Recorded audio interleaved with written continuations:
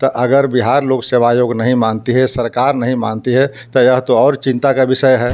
यह सरकार चाहे किसी की भी हो, लेकिन इसको बहुत ही गंभीरता से लेनी चाहिए। तो उसको जांच करानी चाहिए। जांच में अगर पाया जाए दोषी तो उस पर कठोर कार्रवाई की जाए। आगे की जो कार्रवाई है वो कैसे करें ताकि इस तरह की चीज़ों की पुनरावृत्ति नहीं हो। देखिए, बीपीएससी टीआरई 3 की परीक्षाएं जिस तरीके से लीक हुई है, लेकिन आयोग उसको नहीं मांग रहा है। एक तरफ ईओयू ने तमाम सबूतों को जारी कर बता दिया है कि बीपीएससी टीआरई 3 की परीक्षा में धांधली हुई है, लेकिन बीपीएससी अभी कह रहा है कि हमें और भी साक्ष्य चाहिए। हमारे साथ पूर्व एमएलसी रामबली चंद्रवंशी जी हैं। कैसे देखते हैं, इस धांधली हुई है लेकिन बीपीएससी तो कह रहा है कि हमें और साक्ष्य चाहिए? देखिए, एक तरफ बिहार में इतनी बड़े पैमाने पर बेरोजगारी है और दूसरी तरफ जो रिक्रूटमेंट एजेंसियां हैं उसके द्वारा ही अगर प्रश्न पत्र लीक होते हैं तो यह एक बहुत बड़ी घटना है।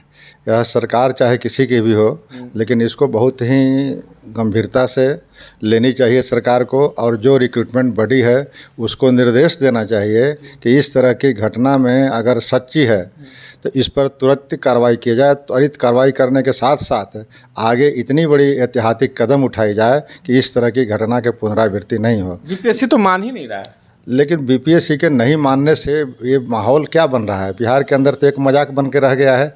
बीपीएससी परीक्षा ले रही है और उसके प्रश्न पत्र लीक हो जा रहे हैं। अब तो यहाँ तक इन्वेस्टिगेशन या लोगों की चर्चाओं में है कि जो लोग ने दरोगा अभ्यर्थी में ये प्रश्न पत्र लीक करवाया था वही तत्व इन्वॉल्व थे इस तरह के शिक्षक वाला अभ्यर्थी के परीक्षा में।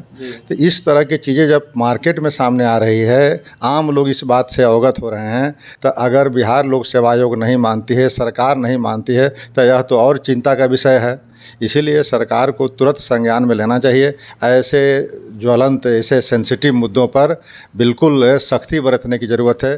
थोड़ी बहुत भी कहीं अगर इस तरह की शिकायत मिलती है तो उसको जांच करानी चाहिए। जांच में अगर पाया जाए दोषी तो उस पर कठोर कार्रवाई की जाए। और अगर जांच में दोषी नहीं पाया जाता है तो बीपीएससी को ऐसे कहने से नहीं ना होगा। बीपीएससी उस पर जाँच बैठा है। ईओयू ने जांच रिपोर्ट सौंपी है, उसमें कहा गया है कि जो धांधली है जो हुई है।